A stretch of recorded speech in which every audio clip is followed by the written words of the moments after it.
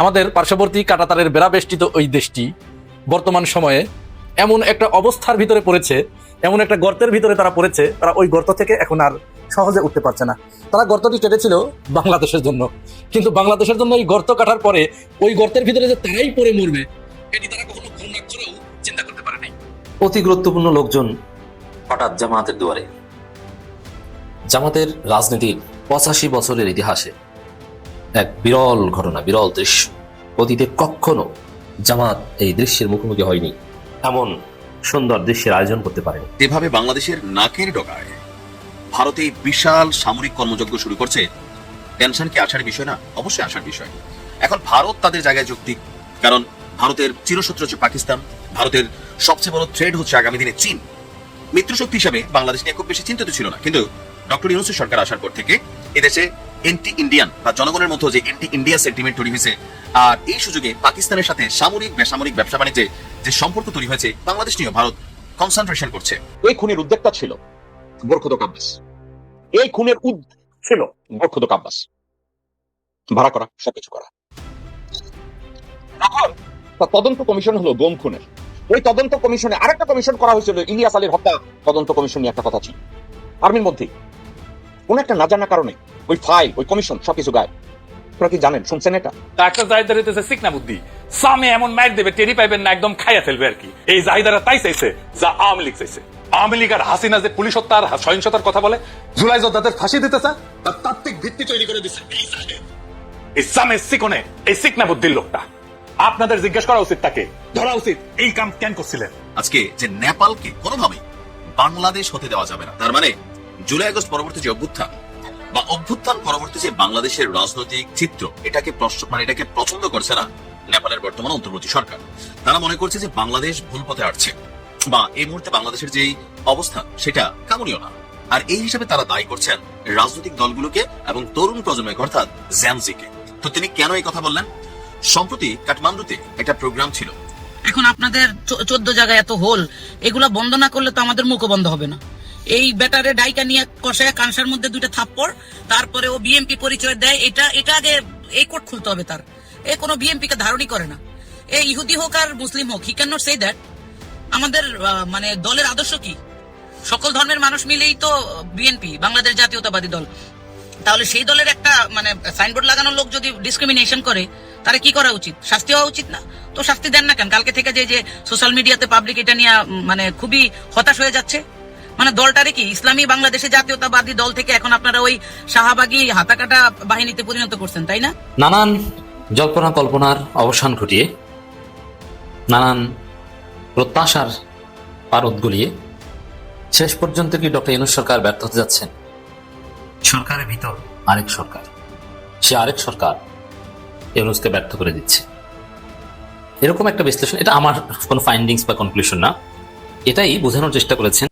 দীর্ঘদিন ধরে ক্রিকেটে একক আধিপত্য বিস্তারকারী এই দেশটি হেন কোনো অপকর্ম নাই যা করে নেই, যার কারণে তার এই অপকর্মের শিকার হয়ে অনেকের ক্রিকেট জীবন নষ্ট হয়ে গেছে, অনেকে অল্প বয়সে ক্রিকেট থেকে দূরে সরে যেতে বাধ্য হয়েছে, অনেক দেশের ক্রিকেট পর্যন্ত ধ্বংস হয়ে গেছে। তো এই সমস্ত রাগ ক্ষোভ প্রত্যেকটা দেশের আছে না? প্রত্যেকেরই আছে। সবশেষ তারা বাংলাদেশের সাথে কোন ধরনের আচরণ করেছে এটি আপনাদের সবারই জানা। বাংলাদেশের ম্যাচগুলোতে তারা ম্যাচ ফিক্সিং, বাংলাদেশের খেলোয়াড়দের টাকা দিয়ে ম্যাচ জিতে নেয়া। যেহেতু আমাদের বাংলাদেশের যারা খেলোয়াড় আছে, বিশেষ করে শেখ হাসিনার আমলে যে খেলোয়াড়গুলো খেলেছে, ফাইনাল ম্যাচ পর্যন্ত তারা টাকার কাছে বিক্রি হয়ে গেছে, এমন দালাল পর্যন্ত আমাদের বাংলাদেশে আছে। এই দালালগুলোকে আমরা চিনতাম না, এই দালালগুলোকে আমরা দীর্ঘদিন ধরে সাপোর্ট দিয়ে এসেছি, কিন্তু একটা ঘটনায় মুস্তাফিজুর রহমান ইস্যুতে এই দালালগুলোর চেহারা আমাদের কাছে পরিষ্কার হয়ে গেছে। শুরুটা হয়েছে মুস্তাফিজুর রহমানকে নিয়ে। মুস্তাফিজুর রহমানকে যখন কলকাতা নাইট রাইডার্স বাদ দিয়েছে, কেন বাদ দিল? এই বাদ দেওয়ার আবার একটা কাহিনী আছে। দীর্ঘদিন ধরে সে দেশের উগ্র সাম্প্রদায়িক গোষ্ঠী তারা বাংলাদেশকে নিয়ে প্রচন্ড উস্কানি এবং সাম্প্রদায়িকতার বিষ বাষ্প ছড়াতে ছড়াতে তারা এমন পর্যায়ে নিয়ে গেছে যে তারা সেইটাকে খেলায় পর্যন্ত নিয়ে গেছে। অবশেষে তারা তাদের সরকারের কাছে, ওই দেশের সরকারও কিন্তু সাম্প্রদায়িক, সরকারের কাছে এমন দাবি জানাইছে যে কোনো মুসলমান এদেশে খেলতে আসতে পারবে না। পাকিস্তানকে তো আগেই আউট করে দিছে, পাকিস্তানের সাথে তাদের দা কুমড়ো সম্পর্ক। মানে যত খারাপ সব ওরা, আর ওনারা আল্লাহর ফেরেশতা, একেবারে ধোয়া তুলসীর পাতা। এরকম অবস্থা হয়ে দাঁড়াইছে। যাই হোক, মুস্তাফিজুর রহমানকে বলে যে তারা আইপিএল এ মুস্তাফিজুর রহমান খেলতে পারবে না। মুস্তাফিজুর রহমান ইস্যু না, ইস্যু হচ্ছে মুস্তাফিজুর রহমান নাম তো মুসলমান, তারপরে বাংলাদেশি। এই দুইটা তারা সহ্য করতে পারছে না, তাকে বাদ দিতে হবে। চরম বিক্ষোভ শুরু করলো। বিক্ষোভের এক পর্যায়ে ভারতীয় ক্রিকেট বোর্ড কলকাতা নাইট রাইডার্সকে বলে দিল যে তোমরা মুস্তাফিজকে বাদ দাও, না হলে শাহরুখ খানকে তারা কলকাতা থেকে তাড়িয়ে দেবে, ভারত থেকে। চিন্তা করেন কোন ধরনের সাম্প্রদায়িক গোষ্ঠী এরা, উগ্র সাম্প্রদায়িক গোষ্ঠী। শাহরুখ খান যে মুসলমান নাম আছে। যাই হোক, পরে তো এই বিষয়টা নিয়ে সরাসরি বাংলাদেশ ক্রিকেট বোর্ড এখানে হস্তক্ষেপ করলো। ক্রিকেট বোর্ড আইসিসি কে 2বার চিঠি দিয়েছে। আজকে আসিফ নজরুল স্যার সেটি পরিষ্কার করে দিয়েছে। 2বার চিঠি দিয়েছে। 2বার চিঠি দেওয়ার পরে বলেছে যে আমরা ভারতে ক্রিকেট খেলতে যাব না। যেহেতু একজন মুস্তাফিজুর রহমানকে তারা নিরাপত্তা দিতে পারে না, সেহেতু সেখানে আমাদের স্টাফ যাবে, আমাদের অন্যান্য একটা জাতীয় দল যাবে, আমাদের সাপোর্টাররা যাবে, আমাদের নাগরিকরা যাবে, তাদেরকে তারা কিভাবে নিরাপত্তা দিবে? সুতরাং আমাদের ম্যাচটা শ্রীলঙ্কায় বা অন্য কোনো জায়গায় করার জন্য আইসিসি কে 2বার চিঠি দিয়েছে। আইসিসি বাংলাদেশের এই চিঠির আনুষ্ঠানিক জবাব এখনো দেয় নাই। তবে তাদের যে সিকিউরিটি টিম, তারা একটা চিঠি দিয়েছে বাংলাদেশ ক্রিকেট বোর্ডকে। এখানে 3টি বিষয় তারা উল্লেখ করেছেন। এই 3টি বিষয় একেবারে ভয়ঙ্কর। আর এই 3টি বিষয়েই ভারতের আসল চেহারা একেবারে পানির মতো পরিষ্কার হয়ে গেছে যে এরা আসলে কারা। এরা আসলে কোনো সভ্য দেশের কোনো মানুষ নয়। সেখানে তারা বলেছে যে মুস্তাফিজুর রহমান যদি জাতীয় দলে থাকে তাহলে ভারতে তাদেরকে চরম নিরাপত্তার সংকটে পড়তে হবে। 2 হচ্ছে বাংলাদেশের দর্শক সমর্থকেরা যদি বাংলাদেশি জার্সি গায়ে দিয়ে ভারতে যায় খেলা দেখতে, উপভোগ করতে, সেখানেও তারা চরম নিরাপত্তার সংকটে ভুগবে। আর নাম্বার 3 হচ্ছে বাংলাদেশের নির্বাচন যত কাছে আসছে তারা ভারতের বুকে বেশি হুমকির মুখে পড়বে। আইসিসির এই চিঠি পরিষ্কার বাংলাদেশের জাতীয় দলকে এবং তাদের সমর্থকদেরকে জার্সি গায়ে দিয়ে মুস্তাফিজুর রহমানকে সাথে নিয়ে দলে রেখে সেখানে যে খেলার মতো কোনো পরিবেশ নেই, পুরা নিরাপত্তাহীন একটা অবস্থা সেখানে বিরাজ করছে।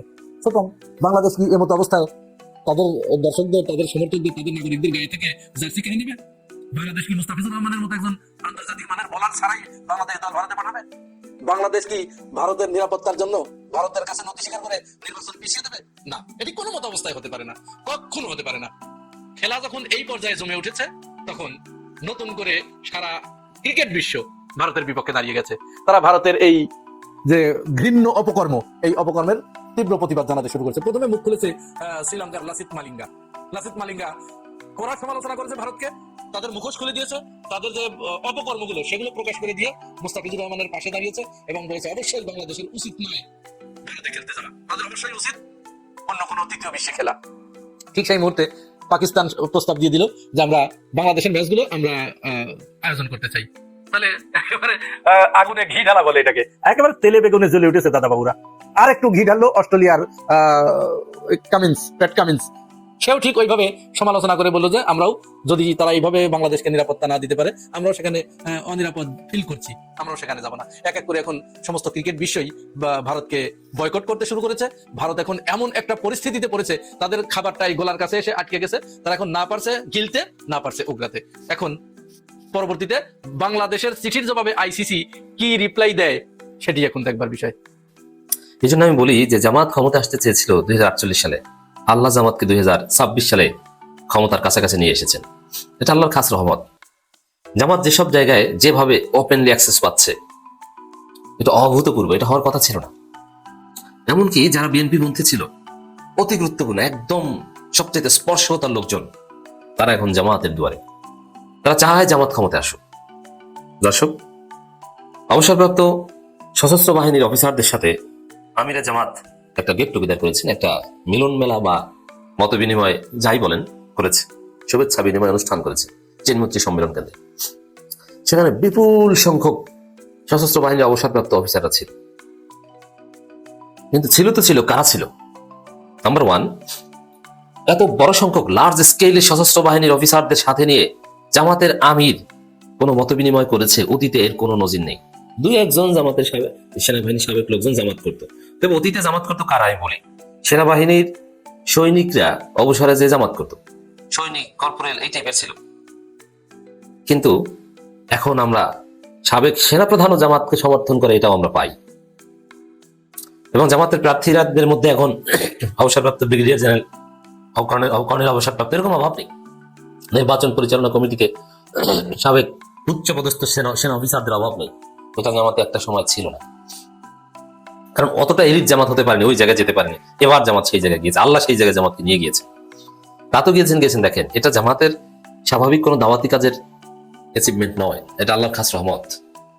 যেমন আমিরে জামাত যে প্রোগ্রামটা করেছেন, যেটা নিয়ে আমি আলোচনা করছি, যেটা জামাতের ইতিহাসে বিরল দৃশ্য, সেখানে যারা ছিলেন এদের থেকে জামাত বুঝিয়ে শুনিয়ে এনেছে না, এরা সামগ্রিক পরিস্থিতি দেখে বিএনপির দুর্নীতি অব্যবস্থাপনার প্রতি অতিষ্ঠ হয়ে জামাতের কাছে এসেছে। অতএব এটা আল্লাহর খাস রহমত, এটা অনেকটা অলৌকিক, এটা জামাতের সাংগঠনিক অর্জন নয়। যেমন মেজর ইখতিয়ারুজ্জামান রঞ্জন, তিনি অন্যতম মুখ্য ব্যক্তি ছিলেন এই প্রোগ্রামে। তিনি সম্প্রতি জামাতে যোগ দিয়েছেন, তিনি বিএনপি করতেন। আখতারুজ্জামান রঞ্জনের সার্কেল যারা আছে তিনি নিজে দাওয়াতি কাজ করে অনেকে নিয়ে এসেছেন। আখতারুজ্জামান রঞ্জনকে জামাত গ্রহণ করেছে, এর উপকারিতা আমি তখনকার বয়ান করেছি, আপনারা অনেকে বিরোধিতা করেছিলেন। সফল দেখছেন এখন আমিরে জামাত কি না বুঝে আবেগে তাকে গ্রহণ করেছে? স্যার আখতারুজ্জামান রঞ্জনকে কিছু নিচ্ছে, তাকে কি এমপিকে নমিনেশন দেওয়া হয়েছে? না, কিছুই না। তো দর্শক, আবার ব্যারিস্টার সরোয়ার, এই ব্যারিস্টার সরোয়ারকে আমরা দেখতে পাচ্ছেন, আপনারা থাম্বনেলে ছবিতে দেখছেন যে আমিরে জামাতের পাশে বসে আছে। এই ব্যারিস্টার সরোয়ার বিএনপি করতেন, একসময় আমরা টকশো করতাম একসাথে, বিএনপি করতেন। এবং এমনকি সর্বশেষ গুম খুনে অভিযুক্ত সেনা কর্মকর্তাদের আইনজীবী হিসেবেও দাঁড়িয়েছিলেন, পরে সেখান থেকে প্রত্যাহার করে নিয়েছেন। সেই লোক ঘুরে ফিরে এখন আমিরে জামাতের কাছে। এখন এই অনুষ্ঠানে আমিরে জামাতের কাছে যারা এসেছেন তারা এমনিতে আমিরে জামাতের চেহারা দেখতে আসেন, তারা কোনো কোনো ভাবে যে কারণেই হোক না কেন চায় যে জামাত ইসলামী ক্ষমতায় আসুক, এবার জামাতকে ভোট দিবে বা জামাতের পক্ষের শক্তি। তাহলে সাবেক বিএনপি আখতারুজ্জামান রঞ্জন, সাবেক বিএনপি ব্যারিস্টার সরোয়ার এখন জামাতের আমিরের দুই পাশে বসে আছে, সিরিয়াসলি জামাতকে ক্ষমতায় চায়। কর্নেল হাসিনুর বিএনপি পন্থী ছিল, গুম খুনের বিরুদ্ধে এই যে আমরা আয়নাগর বলি, এই আয়নাগরের ভুল ডিটেক্টর কে জানেন? এই কর্নেল হাসিনুর। এবং বাংলাদেশে ভারতের আধিপত্যবাদের বিরুদ্ধে অন্যতম অগ্রসৈনিক পিনাকি, ইলিয়াস, মাহমুদুর রহমানরা যেরকম ভারতের আধিপত্যবাদের বিরুদ্ধে যুদ্ধ করেন বাংলাদেশে, কর্নেল হাসিন তাদের মধ্যে একজন। তিনি ছিলেন, আপনি চিন্তা করেন এই কর্নেল হাসিনরা, ব্যারিস্টার সরোয়াররা সবসময় চেয়েছে যে আওয়ামী লীগের পতন হোক, বিএনপি ক্ষমতায় আসুক। বিএনপি বলে তারা এখন জামাতকে ক্ষমতায় আনতে চেষ্টা করছে, জামাতের আমিরের ডাকে সারা দিয়ে আসছে।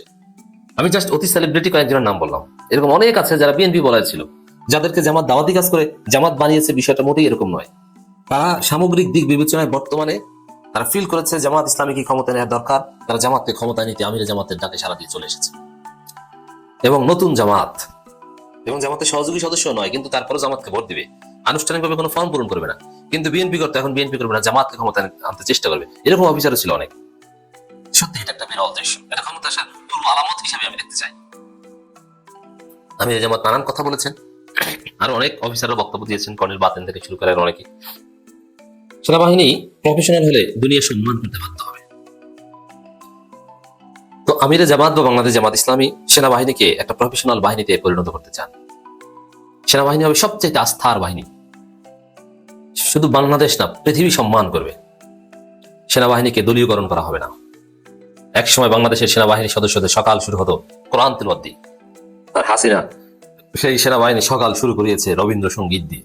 অতএব ভারতের দালাল কোন কায়দায় বানিয়েছে বুঝতে পারছেন। আবার সেই গৌরবোজ্জ্বল ইতিহাসে সেনাবাহিনী ফিরে যাবে। আমিরে যেমন যেটা বলছেন, গত সোমবার সন্ধ্যায় রাজধানীর বাংলাদেশ চিনমতি সম্মেলন কেন্দ্রে সশস্ত্র বাহিনী অবসরপ্রাপ্ত কর্মকর্তাদের সঙ্গে মতবিনিময় অনুষ্ঠানের প্রথম পর্বে প্রধান অতিথির বক্তব্য দিয়ে কথা বলেন। এবং জমকালো জাঁকজমকপূর্ণ প্রোগ্রাম। চিনমতি সম্মেলন কেন্দ্রের কোনো কোনো সেলের মধ্যে একটা 5 স্টার ভাইব রয়েছে। তারপরে এগুলো যদি সোনারগাঁওয়ে কিংবা রেডিসন ব্লু, এটা সেনাবাহিনীর লোকজনের পছন্দের জায়গা, আমি অনেকের সাথে সেখানে আড্ডা দিয়েছি। ওইসব জায়গায় করলে আমার মনে হয় আরো ভালো হতো, একটা ভাব আসতো, এটা রুচির একটা ব্যাপার। জামাতের আমির বলেন, আমরা চাই বিশ্বের 7ম বৃহৎ জনগোষ্ঠীর প্রিয় সেনাবাহিনী বাংলাদেশকে বিশ্বের দরবারে উঁচু করে তুলে ধরবে।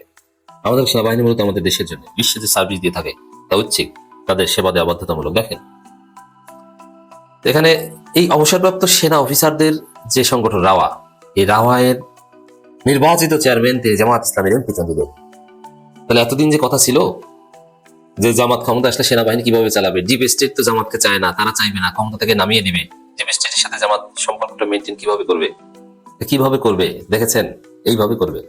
সেনাবাহিনীর বস আব্বারা হচ্ছে এখন জামাত। মৃত্যু তালিকা কিন্তু নাই, বাস্তবতা হচ্ছে এটা। সার্বিক দিক বিবেচনা করে বাংলাদেশের ঠিক নাগের ডগায় বিশাল সামরিক কর্মযজ্ঞ তৈরি হচ্ছে ভারতের। টার্গেট হচ্ছে কি, ভবিষ্যতে যদি কোনো যুদ্ধ বাঁধে পাকিস্তান, চীন বা যারাই আছে ইন্ডিয়ান, তাদের একটা ঢোকার রুট হচ্ছে বাংলাদেশ। সে শিলিগুড়ি করিডোর, 7 সিস্টার্স, এগুলোকে মাথায় রেখায় এই অঞ্চলটাকে কন্ট্রোল করার জন্য একটা বিশাল আয়োজন ভারতে। দেখুন কি হচ্ছে। বলা হচ্ছে যে ভারতের বক্তব্য, চীনা নৌবাহিনীর ক্রমবর্ধমান তৎপরতা, বাংলাদেশ পাকিস্তান ঘিরে পরিবর্তিত আঞ্চলিক নিরাপত্তার প্রেক্ষিতে উত্তর বঙ্গোপসাগর অঞ্চলে সামুদ্রিক উপস্থিতি নৌবাহিনীকে আরো শক্তিশালী করতে কার্যক্রম কয়েক গুণ বৃদ্ধি করতে ভারতের পশ্চিমবঙ্গের হলদিয়ায় একটি নতুন নৌঘাঁটি স্থাপন করতে যাচ্ছে নৌবাহিনী। খুবই অত্যাধুনিক মানের সাবমেরিন সহ অনেক কিছু এই নৌঘাঁটি থেকে কানেক্টেড হয়ে যাচ্ছে। সো টেনশনের কিন্তু কিছুটা বিষয় আছে। ভারতীয় শীর্ষ প্রতিরক্ষা সূত্রগুলো থেকে যতটুকু তথ্য যে গেল শনিবার অর্থাৎ 10ই জানুয়ারি এই স্থাপনাটি একটি নৌ ডিটাচমেন্ট হিসেবে কাজ করবে, যেখানে মূলত ছোট আকারের যুদ্ধ জাহাজও মোতায়েন থাকবে। নতুন নৌঘাটির জন্য বিদ্যমান হলদিয়া ডক কমপ্লেক্স ব্যবহার করা হবে, ফলে অতিরিক্ত অবকাঠামো ছাড়াই দ্রুত ঘাটিটি কার্যকর করা সম্ভব হবে। প্রাথমিকভাবে একটি নির্দিষ্ট জেটি এবং তীর ভিত্তিক সহায়ক স্থাপনাও নির্মাণ করা হবে। আপনার এই ঘাটিতে ফার্স্ট ইন্টারসেক্টর ক্রাফট FIC এবং 300 টন ওজনের new water jet first attack craft মোতায়েনের পরিকল্পনা রয়েছে। অর্থাৎ অনেক ধরনের যুদ্ধ বিমান থাকবে যেগুলো কুইকলি ফ্লাই করতে পারে, অ্যাকশন করতে পারে, শর্ট রানওয়েতে আবার ফিরে আসতে পারে, মানে প্রযুক্তিগত দিক থেকে একটা টপ অবস্থানে রাখবে। এসব উচ্চগতি সম্পন্ন নৌযান, এখানে আরো কিছু নৌযানও থাকবে, ঘন্টায় 40 থেকে 45 নট গতিতে চলতে সক্ষম হবে এবং দ্রুত সামুদ্রিক অভিযান পরিচালনা করতে পারবে। এগুলো CRN-91 বন্দুক নিয়ে সজ্জিত থাকবে এবং নাগাস্ত্র সিস্টেমের মতন যুদ্ধাস্ত্র সক্ষমতায়ও সজ্জিত হতে পারে, যা নির্ভুল আঘাত এবং নজরদারিতে বড় ভূমিকা রাখবে। পুরাপুরি একটা যুদ্ধের যা লাগে একটা নৌবাহিনীতে মোটামুটি সেকেন্ড অথবা থার্ড ইন কমান্ডিং সেক্টর হিসেবে পুরোটা আয়োজনে থাকতেছে। বিশেষজ্ঞরা বলছেন যে উত্তর বঙ্গোপসাগরের এই পদক্ষেপের পেছনে একাধিক কারণের মধ্যে ভারত মহাসাগর অঞ্চলে চীনের যে আধিপত্য, সামুদ্রিক অনুপ্রবেশ, এই সকল কিছু এবং সমুদ্রপথে বাংলাদেশ থেকে ভারতে অবৈধ প্রবেশের যে ঘটনা, এগুলাকে আসলে শতভাগ রুখতে চায়। এর পাশাপাশি বাংলাদেশের সাথে বেজিং এর প্রতিরক্ষা এবং অবকাঠামো সহযোগিতা বৃদ্ধি, অর্থাৎ বাংলাদেশ চীনের মধ্যে যে বড় বড় কাজগুলো হচ্ছে, ভারত মনে করতেছে যে চীন এখানে সিস্টেমিকলি অনেক কিছু করতেছে বাংলাদেশের ভিতরে। সো পাকিস্তানের সাথে যেহেতু সম্পর্কের একটা বদল অবস্থান, তো সেখান থেকে কলকাতা থেকে প্রায় 100 কিলোমিটার দূরে অবস্থিত এই ঘাঁটি হুগলি নদীপথের দীর্ঘ যাতায়াত এড়িয়ে সরাসরি বঙ্গোপসাগরে প্রবেশেরও কৌশলগত সুবিধা দেবে। এখানে শতাধিক বা সহস্রাধিক জানি না নৌ কর্মকর্তা থাকবে, নাবিক মোতায়েন থাকবে। আর এখানে কি হয় আসলে এখন যা বলা হচ্ছে যেন ভেজালিয়া কোনো সিস্টেম তৈরি হচ্ছে, এটা যেন বোঝা না যায়, এরকম কিন্তু বক্তব্য প্রতিবেদন আসতেছে। ভারত ভালো জানে কি করতেছে, তবে সর্বোচ্চ লেভেলে তারা সতর্ক। আমি জানি না কি হবে আগামী দিনগুলোতে। আমরা চাই প্রতিবেশী রাষ্ট্রের সাথে সম্মান। রাজ্যত বিএনপির বিরুদ্ধে নজিরবিহীন সিদ্ধান্ত, বিএনপিকে তোলপাড়। দর্শক, সেরকম একটু জটিল। প্রথম কথা হচ্ছে যে ডক্টর ইউনূস সরকার, অন্তর্বর্তীকালীন সরকার একটা নিরপেক্ষ সরকার, তারা কোনো দলীয় সরকার নয়। তারা রেফারি কোনো একটা পক্ষ নিতে পারে না, কিন্তু আমরা দেখতে পাচ্ছি যে রেফারি পক্ষ নিয়েছে। যেমন ইউনূস সরকার একদম স্পষ্ট করে বলেছে, আনুষ্ঠানিকভাবে বলেছে, তারা গণভোটে হায়ের পক্ষে প্রচারণা চালাবে এবং রাষ্ট্রীয় টাকা খরচ করে প্রচারণা চালাবে। এখন গণভোটের পক্ষে প্রচারণা চালাবে ইউনূস সরকার, যেমন প্রেস সচিব বলেছে আইনি বাধা না থাকায় গণভোটের প্রচারণা চালাবে সরকার। এর মানে আইনি বাধা নেই চালাবে, আইনি বাধা নাই, কিন্তু এথিক্যাল কোশ্চেন তো আসে। আমি এটাই ডিল করবো যে নৈতিকভাবে হ্যাঁ বা না দুইটাই হচ্ছে অপশন। এখন একটা পক্ষে রেফারি কেন অবস্থান নিবে, এটা তো হয় না, কিন্তু তারপরে নিচ্ছে। উচিত অনুচিত আলোচনা করে আসি, আগে আপনি জাস্ট এই প্রশ্নের উত্তর দেন। গণভোটের পক্ষে ইউনূস প্রচারণা চালাবে, জামাত খুশি, সরমনাই খুশি, এনসিপি খুশি, কারণ তারাও গণভোটে হায়ের পক্ষে প্রচারণা চালাচ্ছে। কিন্তু বিএনপিও খুশি, বিএনপি মধ্যে অ্যাক্টিভিস্টের বিরুদ্ধে উঠে গেছে এবং তাদের মধ্যে তোলপাড় যে সরকার কেন একটা পক্ষে প্রচারণা চালাবে। যেমন বিএনপি মধ্যে অ্যাক্টিভিস্ট যারা আছে, বড় বড় সাংবাদিক, যেমন তাসনিম কলিম থেকে শুরু করে আরো যারা আছে বিএনপি দালাল, ওই রেজাল্ট করিম লোন এদের কাছে জিজ্ঞেস করেন। তাসনিম কলিম তো সরাসরি বিরুদ্ধেই করছে, আর অনেকের সাথে আমাদের কথা হয়, ফেসবুকে অনেকে লেখালেখি করছে যে ইউনূস সরকার নিরপেক্ষ সরকার, তারা কেন গণভোটে হায়ের পক্ষে প্রচারণা চালাবে। তারা বলতে পারে যে আপনার গণভোটে ভোট দিতে যাবেন, হ্যাঁ বা না, ইটস আপ টু ইউ, এটা গোপন রাখেন, ওপেন করেন, আপনার বিষয়, কিন্তু না হায়ের পক্ষে ভোট দিবেন। এখন এতে আপত্তি হচ্ছে বিএনপির। এমন ভাবে বিএনপি ইউনূস সরকার এই সিদ্ধান্তের বিরোধিতা করছে, এমনকি বিএনপির সুপ্রিম কোর্টের আইনজীবীরা কয়েকজন দেখলাম পোস্ট করছে যে সরকার কোন একটা পক্ষ নিতে পারে না। এমন ভাবে বিএনপি রিয়াক্ট করছে অ্যাজ ইফ যে ইউনূস সরকার কার্যত বিএনপির বিরুদ্ধেই সিদ্ধান্ত নিয়েছে। আসলে কি বিএনপির বিরুদ্ধে নিয়েছে? হ্যাঁ, বিএনপির ঘাটতারামির কারণেই ইউনূস সরকারকে গণভোটে হায়ের পক্ষে প্রচারণা চালাতে হচ্ছে, নইলে গণভোটে হায়ের পক্ষে সরকারিভাবে প্রচারণা চালানোর কোনো প্রয়োজন ছিল না। বিএনপি গণভোট চায় না, তারা চায় আলু সংরক্ষণাগার, পেঁয়াজ সংরক্ষণাগার। তা আলু পেঁয়াজ সংরক্ষণাগার হয়নি, গণভোট হচ্ছে, তো এটা বিএনপি মানতে পারছেন, যার ফলে এখন আপনি দেখবেন যে বিএনপির ডেপুটেশন হতে গণভোট নেই। অর্থাৎ গণভোটকে কার্যত নাই করে দিতে চায় বিএনপি। তো বিএনপির এই আচরণের কারণেই সরকার মূলত হাবোর্ডের পক্ষে অবস্থান নিতে বাধ্য হয়েছে। এবার আসেন, সরকার হাবোর্ডের পক্ষে প্রচারণা চালাতে পারে কিনা? 1000 বার পারে, কোনো বাধা নেই। কেন পারে? এই সরকার এটা পারে, শুধু এই কথা বলবো না, হাবোর্ডের পক্ষে প্রচারণা চালানো এটা ইউনূস সরকারের জন্য ওয়াজিব, তাদেরকে এটা করতেই হবে, না করলে বরং সেটা অন্যায়। আপনারা অনেকেই জানতে চান এথিক্যাল কোশ্চেন, লিগ্যাল কোনো ব্যারিয়ার নেই, বাংলাদেশের কোনো আইন কোথাও সংবিধানের কোনো ধারা আপনি দেখাতে পারবেন না যে সরকার, হ্যাঁ, পরিবেশ সুষ্ঠু রেখে সরকার কোনো একটা পক্ষ নিতে পারবে না। না, এরকম বিশেষ করে গণভোট সংক্রান্ত যত প্র্যাকটিস অথবা যত কনভেনশন আছে, এতে সরকার বা সরকারি দল যে কোনো একটা পক্ষ নিতেই পারে। ইংল্যান্ডে যে ব্রেক্সিট হয়েছিল যে গণভোটের মাধ্যমে, অথবা আপনি পৃথিবীর যে কোনো দেশের গণভোটের দিকে তাকান, যারা ক্ষমতায় থাকে তারা যে কোনো একটা পক্ষে প্রচারণা চালাতে পারে। আর এখন চায়না যদি বাংলাদেশকে সাপোর্ট করে ড্রোন ফ্যাক্টরি বাংলাদেশে করার জন্য, এটা বাংলাদেশের একটা রিভলিউশন বলতে পারি, বিরাট বিপ্লব। বাংলাদেশের এয়ার ডিফেন্স সিস্টেমে এটা একটা বিরাট বিপ্লব সত্যি সত্যি যদি চায়না বাংলাদেশে ড্রোন বানায়। এখন চাইলে বাংলাদেশে পয়সা আছে, চায়না থেকে ড্রোন সে কিনে আনতে পারে, চায়না থেকে আনতে পারে, তুরস্ক আল্লাহর রহমতে ভালো ড্রোন বানায়, রাশিয়া মাশাআল্লাহ ড্রোন ভালো বানায়, রাশিয়া ড্রোন ভালো বানায়। এখন অন্য দেশ থেকে কিনার এক কথা, আর নিজের দেশে ড্রোন বানানোর এক কথা, বুঝতে পারছেন? একটা জিনিস হলো, মনে করেন আপনার কাছে পয়সা আছে, চাউল আপনি ভারত থেকে কিনে নিলে, এই লেয়া করতো। এখন ভারতের সাথে যদি কোনোদিন গন্ডগোল লাগে, তাহলে তো ভারতে তার চাল রপ্তানি কাট অফ করে দিব কিনা?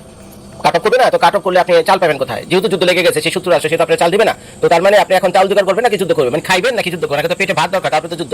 তো এর জন্য যে কোনো দেশ স্বনির্ভর হওয়ার জন্য চেষ্টা করে, যে কোনো দেশ স্বনির্ভর হওয়ার জন্য চেষ্টা করে। তো এখন যদি আপনি ড্রোনের কথা চিন্তা করেন, আপনার কাছে পয়সা আছে, চাইলে আপনি ড্রোন তুরস্ক, রাশিয়া, চীন থেকে কিনতে পারেন, কিন্তু সেই ড্রোন যদি নিজের দেশে উৎপাদন করেন, তাহলে কি? তাহলে আপনি ওই দেশের উপর নির্ভর হইলেন না, যে কোনো বিপদ আপদে ড্রোন নিজের দেশে নিজেই বানাতে পারবেন এবং নিজের মতো করে বানাতে পারবেন। তো এটা ভেরি ইম্পর্টেন্ট। তো এখন শুনলাম যে 608 কোটি টাকা দিয়ে বাংলাদেশে যে ড্রোন ফ্যাক্টরি চায়না স্থাপন করবে, সেটা নিয়ে তো বিরাট কাহিনী চলতেছে। তো এই যে ড্রোন কারখানা স্টেবলিশড হবে এবং চায়না সরকার বলছে যে ঠিক আছে দেন, কিস্তিতে দেন, কোনো সমস্যা নাই, তা আগামী বছর বলে তারা ওই 100 কোটি টাকা চায়না দিবে। তো ড্রোনের ফ্যাক্টরি যত মাল সামাল আছে, এলসি করে তো মাল সামাল আনতে হয়, তারপরে তো বাকি যা, তো মোটামুটি মনে হয় আগামী বছর থেকেই এটা উৎপাদন শুরু হবে, কারখানা মানে বানানোর কার্যক্রম শুরু হবে। এবং চায়নার যত টেকনোলজিস্ট আছে কম বেশি, তো আইসা বাংলাদেশে আমাদের বাংলাদেশি ভাইয়েরা যারা আছে তাদেরকে ট্রেনিং দেবে, যাতে ভবিষ্যতে যদি মানে ড্রোন বানানো, বেশি বেশি ড্রোন বানানোর প্রয়োজন হয়, তাহলে আমরা বানাতে পারি, চায়নার আসে বসে দেখা দরকার নেই। তো এটা একটা নিঃসন্দেহে খুব ভালো উদ্যোগ। আকাশ প্রতিরক্ষা ব্যবস্থা হলো একটা বিশাল ব্যাপার। এখন পৃথিবীর সব দেশই, যে দেশ যত বেশি আকাশ প্রতিরক্ষা তাদের এয়ার ডিফেন্স সিস্টেম ডেভেলপ করেছে, সেই দেশ তত যুদ্ধে এগিয়ে আছে। আর যে দেশ নাই, সেই দেশ তো বুঝছেন অবস্থা খুবই খারাপ। তো ভারতের তুলনায় তো বাংলাদেশ অনেক কিছু, অন্যান্য যে সরকারগুলো বাংলাদেশে আসে গেছে তেমন একটা মনোযোগ দেয়নি, কারণ তারা খাইছে লুটপাট করছে। কিন্তু আমাদের ইউনুস চলে যাওয়ার আগে, বুঝছেন, আমাদেরকে কাঁদিয়ে চলে যাচ্ছেন আগামী মাসে সম্ভবত, যদি নির্বাচন হয়। ইউনুস সত্যি 18 কোটি মানুষকে কাঁদিয়ে চলে যাচ্ছেন।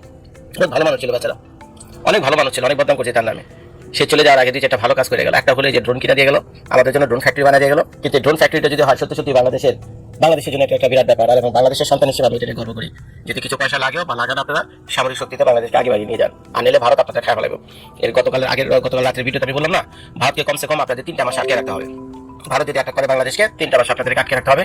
এই 3 মাসের ভিতরে বাংলাদেশের ভিতর থেকে আপনি যা করার করবেন, আটকে রাখবেন। কিন্তু আমরা প্রবাসীরা যা আছি, পয়সা করে দিয়া প্লাস ইন্টারন্যাশনাল যে লবিং, বুঝছেন, আমেরিকার সাথে লবিং হোক আর ইউরোপের সাথে লবিং হোক, কইরা কোনো মতে একটা ব্যবস্থা করবো বাংলাদেশকে বাঁচানোর জন্য।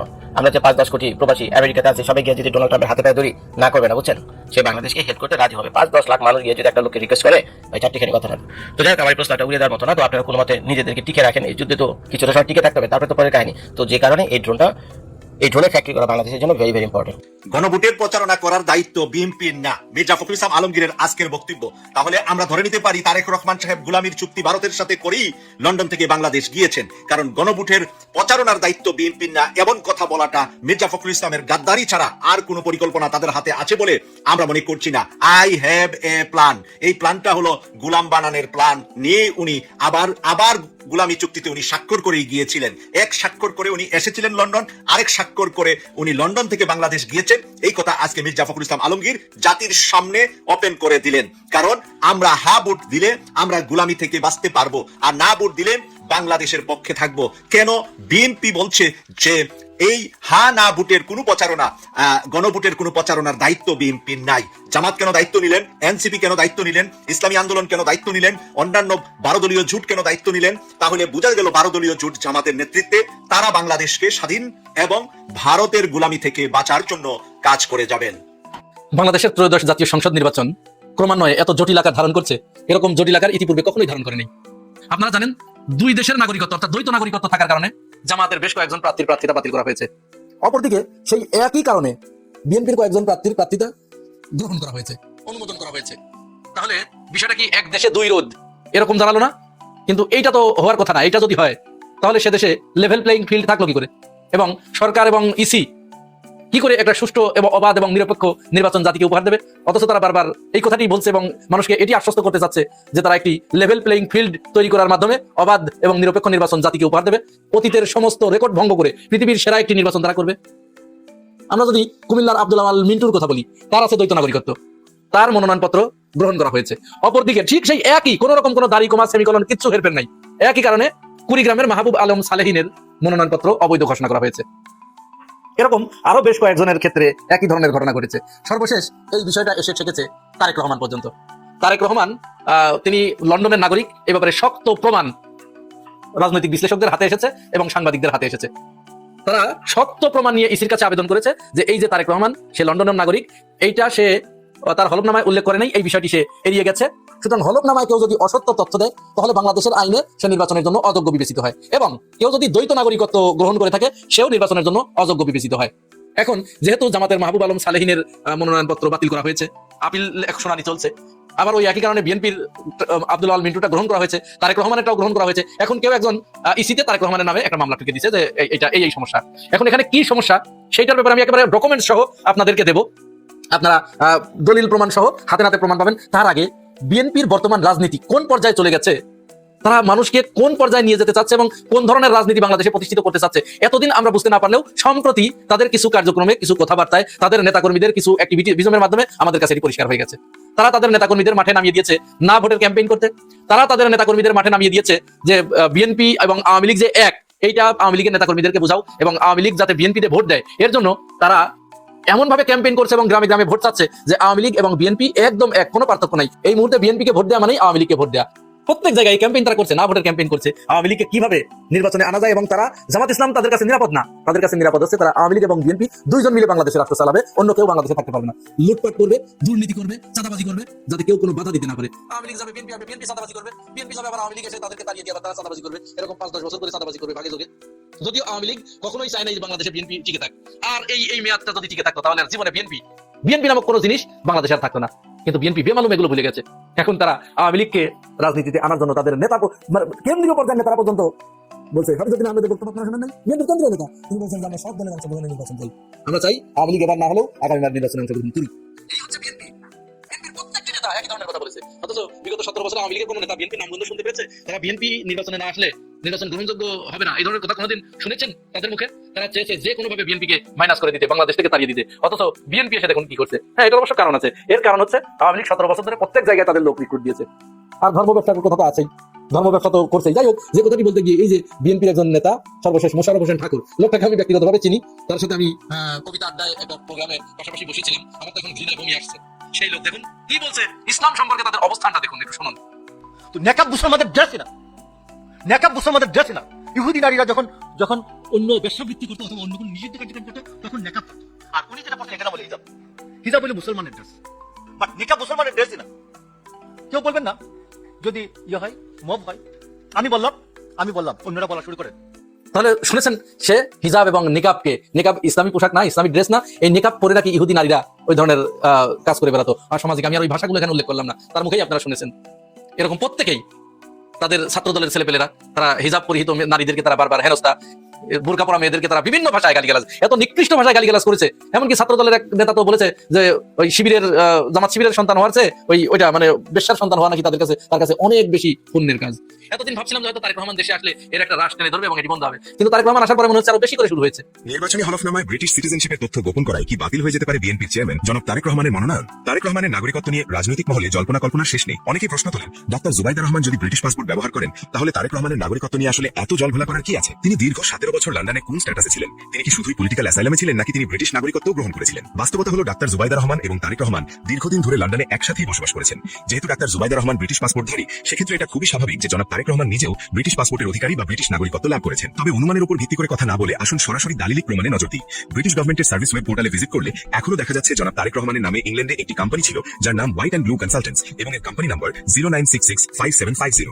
ব্রিটিশ সরকারের ওয়েবসাইটে তার এই কোম্পানির অফিসিয়াল ডকুমেন্টস অনুযায়ী 2015 সালের 1 জুলাই এই কোম্পানির ইনকর্পোরেশন বা নিবন্ধনের যে প্রথম ডকুমেন্টটি আপলোড করা হয়েছিল তার দ্বিতীয় পৃষ্ঠায় নজর দিলেই আসল সত্য বেরিয়ে আসে। সেখানে পরিচালকের তথ্যে জনাব তারেক রহমানের